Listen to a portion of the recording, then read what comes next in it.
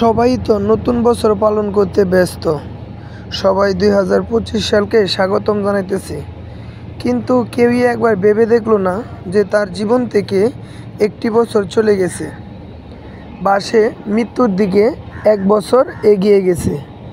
আমরা যদি একটু ভালোভাবে চিন্তা করি তাহলে এই বিষয়টি অবশ্যই আমাদের মাথায় থাকা দরকার যে মহান আল্লাহ তাআলা আমাদের যদি ৫০ বছরের জন্য দুনিয়াতে পাঠান, তাহলে এই ২৫ সাল থেকে ২৪ সাল কিন্তু এক বছর এগিয়ে গেল। তার মানে কি, একটা বছর আমরা আমাদের জীবন থেকে হারিয়ে ফেলতেছে। আর এই বছরটা দেখেন মানুষ কত আনন্দ উল্লাসের মাঝে পালন করতেছে। তারা মৃত্যুর দিকে যে এগিয়ে গেছে এই খুশিতে তারা দেখেন কি সুন্দর করে সাজাইছে, সবাই ফুল দিতেছে, প্রধান অতিথির সাথে ছবি তুলতেছে, কত কিছু করতেছে। দেখেন মানুষ একবারও এটা ভাবে না যে সত্যিকারে আমার জীবন থেকে একটা বছর চলে গেল, আমাকে মৃত্যুর দিকে এক বছর এগিয়ে গেলাম, জানি না কখন আমার হায়াত শেষ হয়ে যায়। আর তারা দিন রাত পরিশ্রম করতেছে, পরিশ্রম করে মনে করেন বিভিন্ন ধরনের আতশবাজি এগুলা দিয়া শহর সাজাইতেছে, রাত সাজাইতেছে। মৃত্যুর প্রতি তাদের কোনোই চিন্তা নাই যে তাদের মরতে হবে, এ ধরনের কোনো তাদের এও নাই। তারা এভাবে জীবনযাপন করতেছে যে তারা কোনো দিনই মারা যাবে না, তাদেরকে যে মরতে হবে, মৃত্যুর স্বাদ ভোগ করতে হবে, এটা কিন্তু তারা জানে না। তো মহান আল্লাহ তাআলা আমাদের সবাইকে বুঝার তৌফিক দিক। এই দুনিয়াতে যে আমরা আসলাম, এসে এই যে নতুন বছর, এই নতুন বছর তো আমাদের মুসলমানের কোনো সম্পর্ক নাই এই নতুন বছরের সাথে। এটা একটা খ্রিস্টানদের বাৎসরিকেও তারা একটা পুরো বিশ্বই কিন্তু ইংরেজি বছর পালন করে, আর এটা কিন্তু খ্রিস্টান থেকে এসেছে।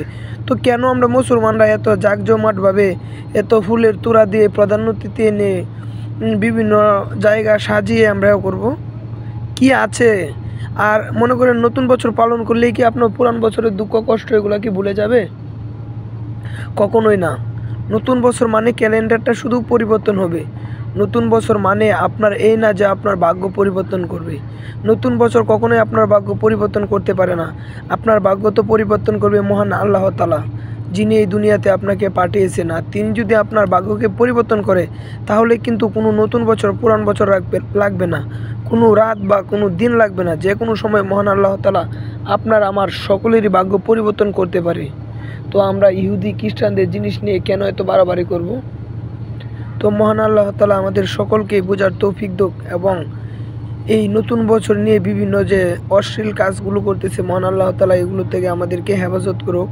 মহান আল্লাহ তাআলার কাছে একটাই চাওয়া, মহান আল্লাহ তাআলা যেন আমাদের সকলের গুনাহ মাফ করে দেন, এবং আমাদেরকে যেন নামাজ করার তৌফিক দেন, সঠিক বুঝার তৌফিক দেন, হালাল রুজি কামাই করার তৌফিক দেন। আর এই ধরনের যত সাংস্কৃতিক অনুষ্ঠান আছে এগুলা যেন আমরা সবাই বর্জন করি। একবার ভালোভাবে চিন্তা করি দেখি কেন আমরা এই দুনিয়াতে আসলাম, তাহলে সব কিছু ঠিক হয়ে যাবে।